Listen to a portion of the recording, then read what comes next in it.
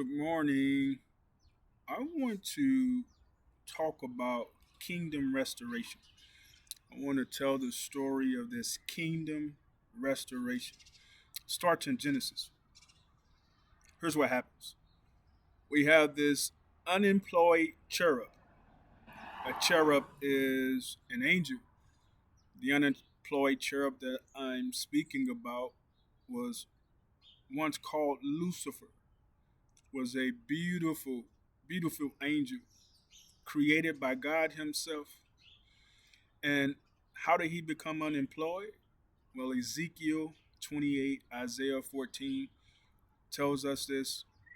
The Bible tells us that he had in his heart that he was going to be exalted above God. Had it in his heart. And so he was cast out.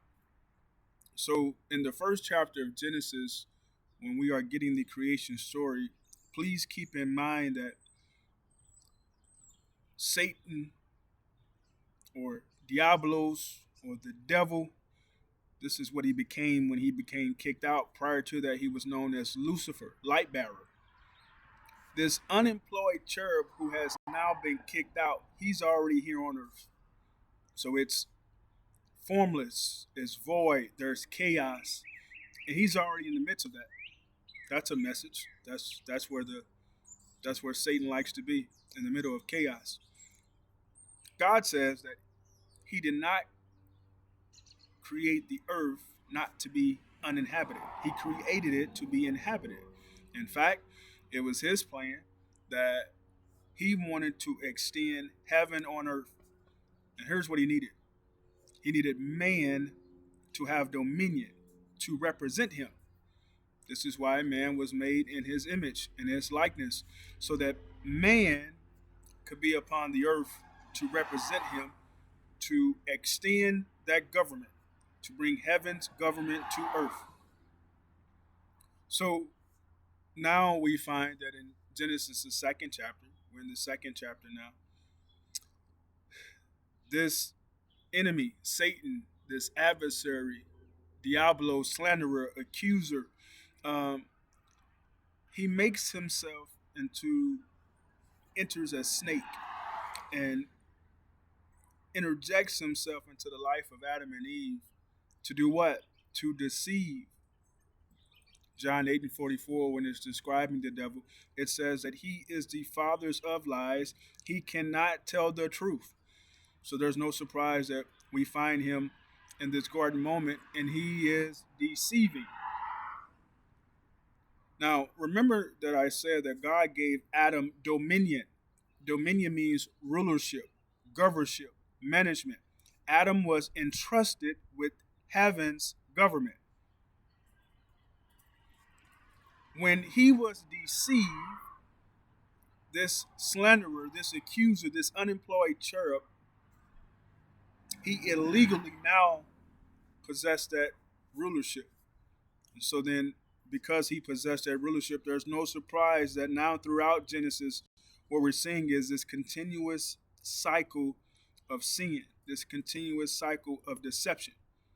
See, the enemy, he doesn't care what type of lie you tell. He doesn't care what type of God you serve. As long as you're not serving the truth, that's what he fights against. He is adamant to fight against the truth. He's unemployed. Hell was created for him. He knows this. He has a short span. So he deceives Adam, and now he illegally has rulership of this trust. Now, let's go to Genesis 3. This is our restoration story. Here's where it get good.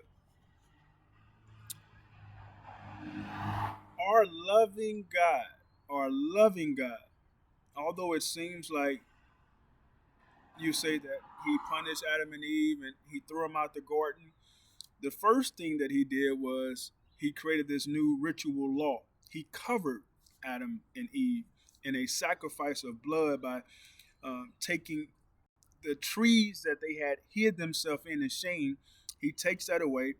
He does the first blood sacrifice to represent a cleansing for their sin. He didn't give up on them. He didn't give up on them. He covered them in that righteousness, which is why this became a ritual of a yearly blood sacrifice that was required because of their sin. But let me get to chapter 3.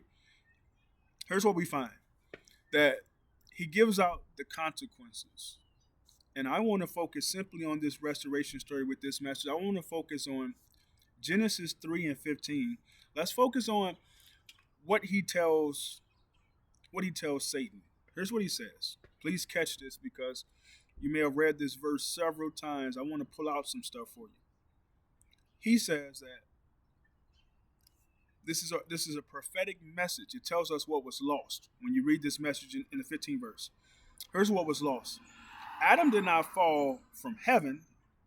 He fell from his assignment on earth. Here's the proof. Watch verse 15. He says, Satan, because of what you did, there's going to be enmity. There's going to be a war between you and I. I'm going to come myself in the form of Jesus. I'm going to come myself through the seed of a woman, right? You remember reading that? Through this woman's seed.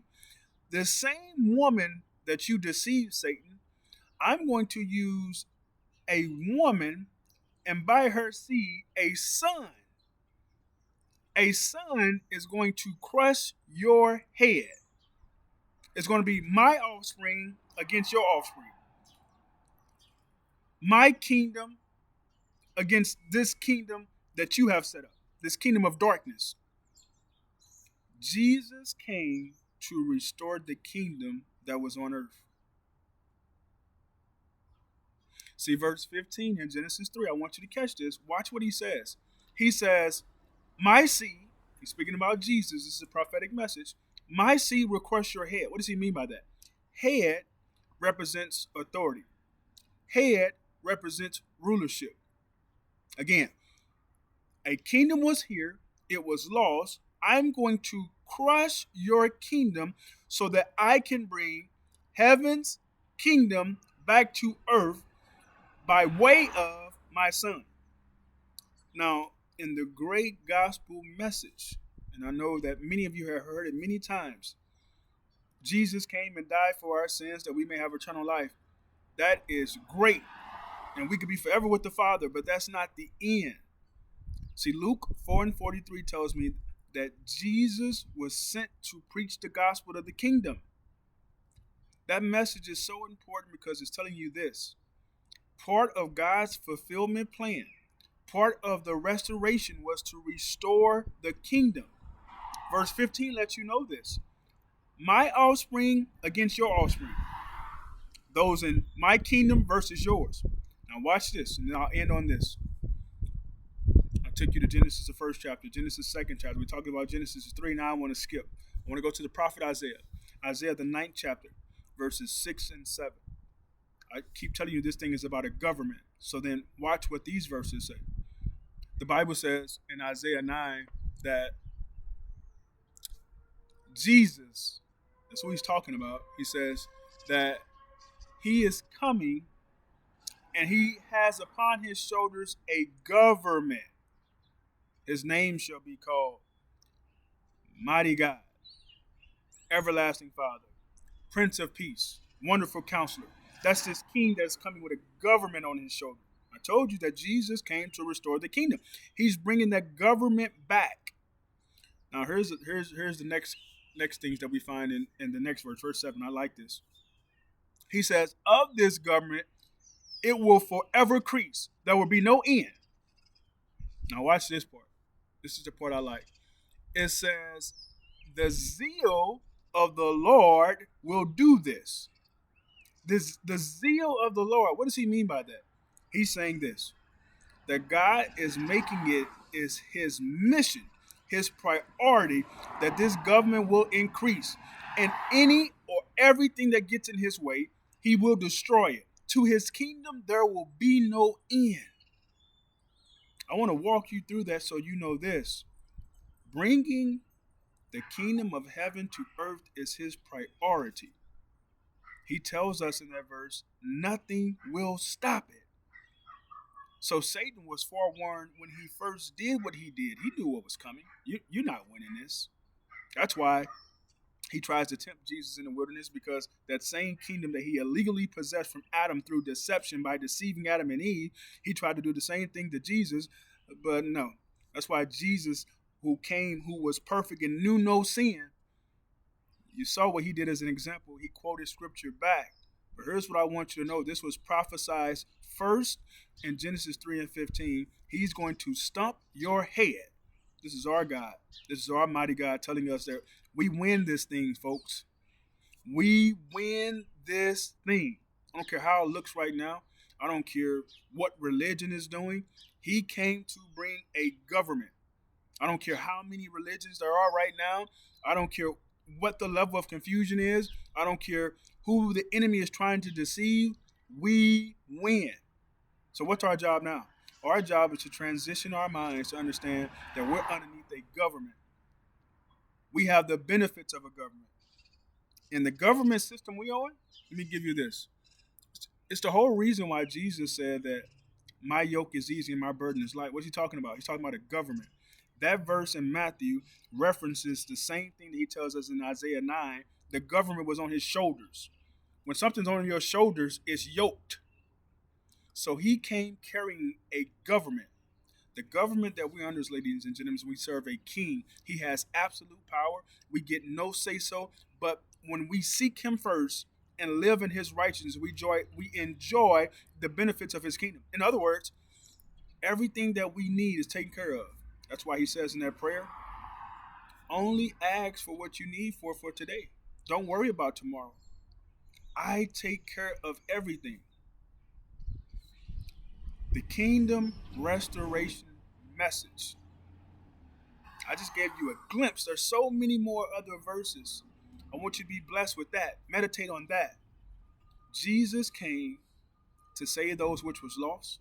That's eternal life. And he came to fulfill God's mandate of bringing heaven to earth. We're underneath the government, ladies and gentlemen.